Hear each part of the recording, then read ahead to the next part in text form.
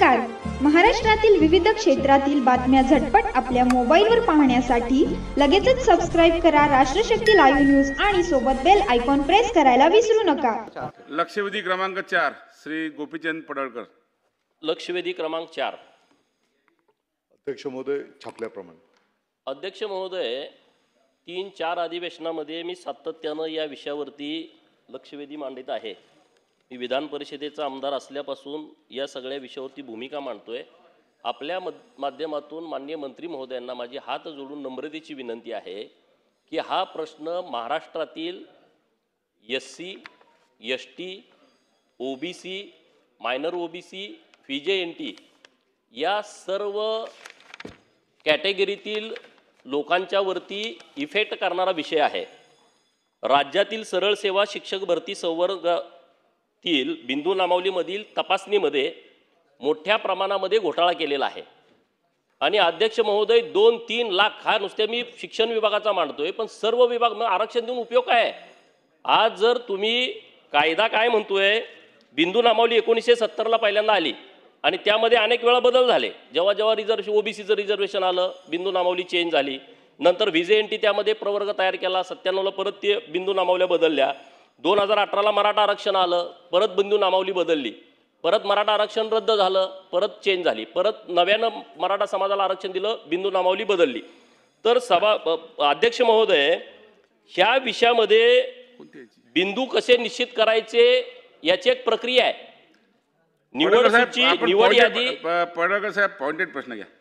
नाही, पॉइंटेड करणारच नाही ना. विषय काय आहे? विषय नाही, ह्या काय किरकोळ विषय नाही. जमत नसेल तर मी बोलत नाही. मला काय नुसतं बाहेर बातमी देण्यासाठी बोलायचं नाही. विषय जर सविस्तर एक लक्षात घ्या, आज 17 लक्षवेधी दाखवलेल्या आहेत. आहेत. हा विषय सभागृहात मांडलाय. त्या वेळेमध्ये घ्यावे लागेल. आपण पॉइंटेड प्रश्न विचारा आणि पॉइंटेड उत्तर मंत्री महोदयांनी द्यावं.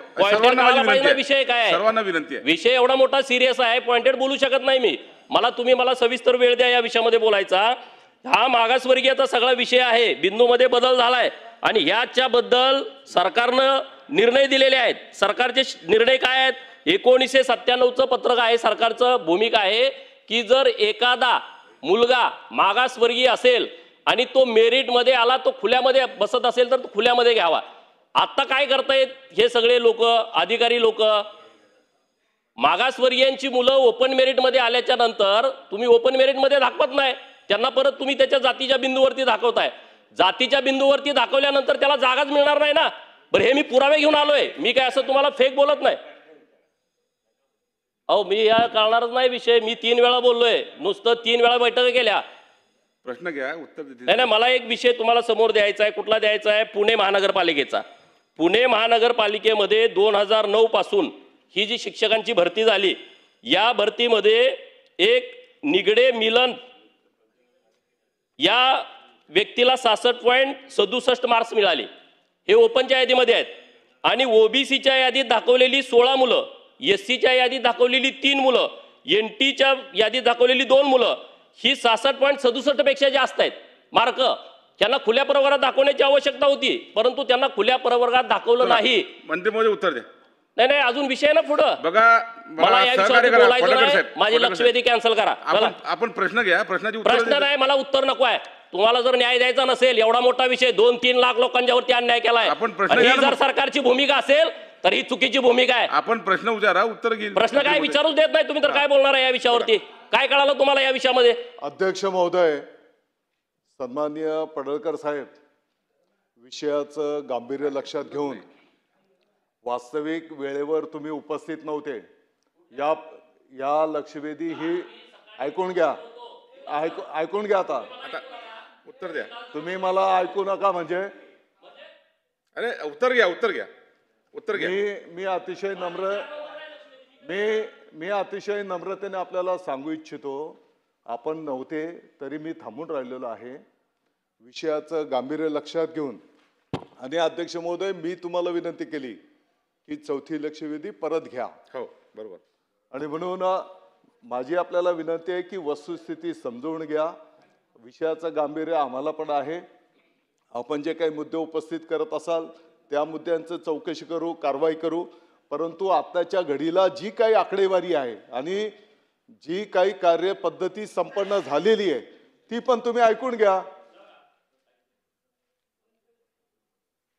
अध्यक्ष महोदय, आत्ताच्या घडीला अस्तित्वातली जी काही नियम पद्धती आहे त्याप्रमाणे अनुसूचित जातीच्या करता 13%, अनुसूचित जमाती करता 7%, विमुक्त जाती करता 3%, भटक्या जमाती करता 2.5%, भटक्या जमाती करता 3.5%, भटक्या जमाती डी करता 2%, इतर मागास वर्ग प्रवर्ग ओबीसी याकरता 19%, विशेष मागास प्रवर्ग एसबीसी याच्याकरता 2% आणि EWS करता 10%. अशा पद्धतीची आरक्षणाची त्या ठिकाणी टक्केवारी आहे आणि त्या पद्धतीने ही भरती संपन्न होते आहे. अध्यक्ष महोदय, ज्या काही नियुक्त प्राधिकारी संस्था आहेत, महानगरपालिकेच्या बाबतीमध्ये आयुक्त महोदय असतील, जिल्हा परिषदेच्या बाबतीमध्ये मुख्य कार्यकारी अधिकारी आणि खाजगी शाळांच्या बाबतीमध्ये संबंधित संस्था या नियुक्त प्राधिकारी म्हणून बिंदू नामावली तयार करून सामान्य प्रशासन विभागाच्या अंतर्गत असणाऱ्या सहाय्यक आयुक्ताच्या माध्यमातून मागासवर्गीय कक्ष यांच्याकडे तपासणी करता पाठविल्या जातात आणि ती तपासणी करून सहाय्यक आयुक्त मागासवर्गीय कक्ष बिंदू नामावली तपासून प्रमाणित केली जाते. ही बिंदू नामावली प्रमाणित करण्याच्या नंतर मग पुढची प्रोसेस त्या ठिकाणी संपन्न केली जाते. अध्यक्ष महोदय, ही पण वस्तुस्थिती आहे की आताचे जी काही आरक्षण टक्केवारी आपल्याला या ठिकाणी सांगण्यात आलेली आहे, या आरक्षण टक्केवारीमध्ये जर मेरिटमध्ये कोण असेल तर तो जनरलमधनं येत असतो आणि त्या पद्धतीनेच त्या ठिकाणी भरती केली जाते. अध्यक्ष महोदय, आत्ताच्या घडीला पहिल्या टप्प्यामध्ये विभागाच्या वतीने जे काही मुलाखतीसह आणि मुलाखतीशिवाय अशी 21,839 पदांची जाहिरात प्रसिद्ध झाली. त्यामध्ये आरक्षित प्रवर्गाची 15,670 व खुल्या प्रवर्गाची 6,169 पदं होती. यामध्ये आरक्षित पदांवर शिफारस झालेले उमेदवार 13,026 असून खुल्या प्रवर्गावर शिफारस झालेले उमेदवार 5,008 आहे. याचा अर्थ असा आहे की कुठल्याही आरक्षित पदावर कोणावरही अन्याय झालेला नाही. उलट पक्षी त्याच्यापेक्षा जास्तीचे उमेदवार त्या ठिकाणी आलेले आहेत, म्हणजे कदाचित बॅकलॉग असेल पाठीमागच्या काळामध्ये. दुसऱ्या टप्प्यामध्ये मुलाखतीशिवाय आणि मुलाखतीसह अशी एकूण 10,856 पदांची जाहिरात प्रसिद्ध झाली होती. त्यामध्ये आरक्षित प्रवर्गाची 8,643, खुल्या प्रवर्गाची 2,213 पदं होती. यामध्ये मुलाखतीशिवाय ह्या प्रकारात 1,114 पदांवर उमेदवारांची शिफारस झालेली असून त्यामध्ये आरक्षित प्रवर्गाच्या पदावर शिफारस झालेल्या उमेदवारांची संख्या 712 इतकी आहे. उर्वरित मुलाखतीसह भरतीची प्रक्रिया आता प्रगतीपथावर आहे. आणि म्हणून आपण जर बघितलं असेल तर कुठल्याही विमुक्त जाती याच्यामध्ये 1,498 उमेदवार, भटक्या जमातीमध्ये 727 उमेदवार, भटक्या जमातीमध्ये 821 उमेदवार आणि भटक्या जमाती डी मध्ये 672 उमेदवार त्या ठिकाणी निवड करण्यात आलेली आहे. चला बोला पडळकर साहेब, पुन्हा काय तुमचा प्रश्न? विषय आहे, नीट समजून घ्या. आता तुमची जाहिरात दिली, जाहिरात टक्केवारी तुम्ही सांगितली, SC ला किती, ST ला किती, OBC ला किती. हा विषय माझा नाही आहे. माझा विषय काय आहे की माझा विषय खुल्या प्रवर्गामध्ये मेरिटमध्ये आलेले कॅन्डिडेट तुम्ही जात प्रवर्गावरती दाखवलेले आहेत आणि हे दाखवायचे नाहीत. 2014ला वस्ती शाळेवरती शिक्षक नेमणूक केली, तुम्ही ते सरपंचांना अधिकार दिले होते. 12वीची पोरं जे मागासवर्गीय आहेत त्यांची घेऊन टाका आणि DED BED झालेली मुलगं ओपनमधली घेऊन टाका. सरसकट तुम्ही 12वीची भरून टाकली. सोलापूर जिल्ह्यामध्ये 250 मुलं NTCची ही खुल्या प्रवर्गातून आलेत. तुम्ही त्यांना NTC वरती दाखवलं. जर तुम्ही खुल्या प्रवर्गामध्ये आलेली मुलं NTC वरती दाखवली, NTच्या जागा किती 10-20 वर्ष पुढच्या निघणार नाहीत ना? हा अन्याय नाही का? आणि म्हणून 3 वेळा तुम्ही सोलापूरचं रोस्टर तपासला, 3 वेळा वेगवेगळे आकडे आले. 3 वेळा आकडे कसे काय वेगळे वेगळे येऊ शकतात? बिंदू नामावली तुमच्याकडं निवड सूची यादी आहे त्यामध्ये तुम्ही चुकीच्या पद्धतीला म्हणून हे मला तुम्हाला पुरावे द्यायचे आहेत. एक उदाहरण मला तुम्हाला द्यायचं आहे पुणे महानगरपालिकेचं. पुणे महानगरपालिकेमध्ये 2009 खुल्या प्रवर्गाचा शेवटचा निवड झालेला कर्मचारी मी आता तुम्हाला माहिती सांगितली, परंतु गेल्या 30 वर्षामध्ये एक पण आरक्षित जागेवरचा कॅन्डिडेट अनारक्षित जागेवरती आला नाही. एवढी गुणवत्ता नाही का? म्हणजे हा फ्रॉड आहे ना. दुसरा विषय आहे सोलापूरचा. सोलापूरच्या सगळ्या विषयामध्ये आम्ही सातत्यानं भूमिका मांडली, परंतु त्याच्यावरती सरकारनं भूमिका घेतली नाही. 2-3 वेळा सांगितलं, अधिकारी तिथं दाद देत नाहीत. कारण 3 वेळा जर आपलं एक 2024चं एक शासन निर्णय आहे, जर एखाद्याची निवड सूची सापडत नसेल, निवड यादी सापडत नसेल, तर त्याचा तुम्ही विकल्प घ्या, त्याच्याकडून तुम्ही लिहून घ्या तुम्ही कुठल्या प्रवर्गात. त्यांनी खुल्या तिथं 240 पोरांनी लिहून दिलं आम्ही खुल्या प्रवर्गातून आमची निवड झालेली आहे, तुम्ही परत त्यांना एनटीवरती दाखवता. हे सगळ्या महाराष्ट्रामध्ये सुरू आहे. आणि म्हणून माझे सरकारला स्पेसिफिक प्रश्न असे आहेत की याबाबत सरकार सरळ सेवा शिक्षक भरती संवर्गातील बिंदू नामावलीमधील तपासणीमध्ये भटक्या जमाती विशेषतः NTC, VJ NT, OBC, SBC, SC आणि ST प्रवर्गावरती प्रचंड अन्याय झालाय. सर्व जिल्हा परिषदा, प्राथमिक, माध्यमिक, मनपा व रयत शिक्षण संस्था, खाजगी शिक्षण संस्थांचे शिक्षक सहवर्गाच्या बिंदू नामावलीची फेर दुरुस्तीचे आदेश देऊन मागासवर्गीयाचा अनुशेष काढून फेर टप्पा 2 मधील भरती प्रक्रिया राबवणार आहात का? हा माझा नंबर 1चा प्रश्न आहे. रोस्टर बनवताना निवड सूचीचा आधार न घेता, निवड सूची असल्याशिवाय रोस्टर बनवता येत नाही, परंतु निवड सूचीचा आधार न घेता रोस्टर बनवले व मागास प्रवर्गातील आरक्षण बिंदूत फेरबदल करून जाणीवपूर्वक अतिरिक्त दाखवलेत. 4 जाहिराती आल्या तर तुम्ही त्यांना अतिरिक्त दाखवताय. अरे रिटायर किती झाले, बदल्या किती लोकांच्या झाल्या, हे कशासाठी चालू आहे? म्हणजे हे आरक्षण तुम्ही संपवण्याचा घाट घातला या अधिकारी लोकांनी. सरकारवरती माझा आक्षेप नाही, परंतु जे अधिकारी बसले त्याच्याबद्दल तुम्ही काय भूमिका घेणार आहे का? आणि हा अन्याय दूर करण्यासाठी शिक्षण खातं, सामान्य प्रशासन कोणते प्रयत्न करणार आहे? हा एक 2 विषय आहेत. दुसरे 2 स्पेसिफिक प्रश्न आहेत, मी नंतर विचार. नाही आता मंत्री उत्तर घ्या. अध्यक्ष महोदय, पुण्याच्या संदर्भामध्ये पर्टिक्युलर काही तक्रार असेल तर निश्चितपणे त्यांनी द्यावी, त्याचं चौकशी केली जाईल. जे काही अस्तित्वातले नियम कायदे आहेत त्याप्रमाणे ती कार्यपद्धतीप्रमाणे भरती प्रक्रिया संपन्न झाली पाहिजे, याबद्दल कोणाचंही दुमत असण्याचं काही कारण नाही. अध्यक्ष महोदय, मी आपल्या समोर जी काही माहिती ठेवली त्याच्यामध्ये विमुक्त जातीच्यासाठी 1498, भटक्या जमातीच्यासाठी 727, भटक्या जमातीच्यासाठी 821, भटक्या जमातीच्यासाठी D 672.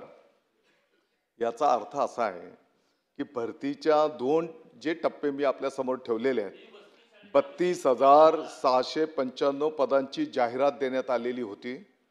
त्याच्यामध्ये विजा भज प्रवर्गासाठी 3,596 पदं उपलब्ध होणे आवश्यक असताना प्रत्यक्षात 3,718 पदे उपलब्ध झालेली आहेत. म्हणजे जास्तीचे पदं त्या ठिकाणी मिळालेली आहेत.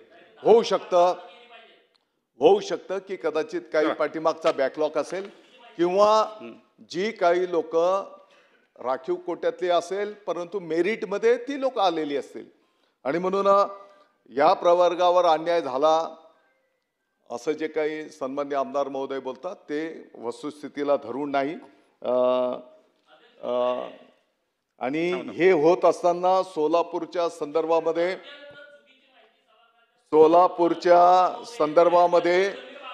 जी काही अध्यक्ष महोदय सोलापूरच्या संदर्भामध्ये जो काही मुद्दा सन्माननीय आमदार महोदयांनी या ठिकाणी उपस्थित केलेला आहे, यामध्ये शिक्षणाधिकारी जिल्हा सोलापूर, जिल्हा सरकारी वकील जिल्हा व सत्र न्यायालय पुणे, सहाय्यक आयुक्त मागासवर्ग कक्ष पुणे, उप आयुक्त समाज कल्याण आयुक्तालय पुणे यांनी त्या चौकशीचा अहवाल पण दिलेला आहे अध्यक्ष महोदय. आणि त्या अहवालामध्ये स्पष्टपणे कुठेही बिंदू नामावली जे काही आरक्षण आहे याच्यामध्ये काही चुकीचं काम झालेलं नाही असं स्पष्टपणे या ठिकाणी या अहवालामध्ये नमूद केलेलं आहे. आणि आपले जे कोण प्रतिनिधी होते संदीप फणसे, दुर्दैवाने ते तिथं उपस्थित असताना या अहवालामध्ये चौकशीमध्ये ते पण सहभागी असताना त्यांनी तिकडे सही केली नाही आणि ते निघून गेले. आणि म्हणून कुठल्याही आरक्षणावर या ठिकाणी कोणावरही अन्याय करण्यात आलेला नाही आणि कोणावरही अन्याय न होता बहुजन समाजावर पण अन्याय होणार नाही ही शासनाची भूमिका त्या ठिकाणी असणार आहे.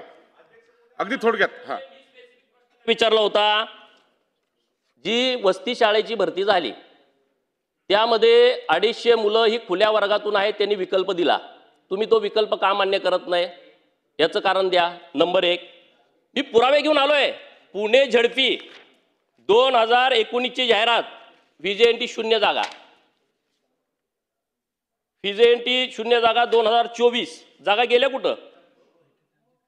2025 काम करा ना, मंत्री महोदय एक बैठक आयोजित करा. हे सगळे मुख्यमंत्री महोदयांच्या बैठक घ्या. नाही बघा, नाही मुख्य मिटेल एकदा एक बैठक घेऊन हा विषय संपवा. हा विषय अत्यंत सिरियस आहे. माननीय मुख्यमंत्री महोदय. अध्यक्ष महोदय, मी आपल्या समोर जी काही आकडेवारी ठेवलेली आहे त्या आकडेवारीवरून असं दिसतंय की आत्ताच्या घडीला अस्तित्वातलं जे काही आरक्षण आहे, जिथपर्यंत शालेय शिक्षण विभागाचा विषय आहे, यामध्ये कोणत्याही प्रवर्गावर अन्याय झालेला नाही. आणि म्हणून त्यांच्याकडे जे काही पुरावे असतील ते पुरावे दिल्याच्या नंतर त्या संदर्भातले चौकशी त्या ठिकाणी उत्तर ऐका ना गोपीजी, त्या ठिकाणी त्याची चौकशी केली जाईल आणि पाहिजे तर त्यांच्या उपस्थितीत ती चौकशी करायला लावू. चला पुढे जाऊया.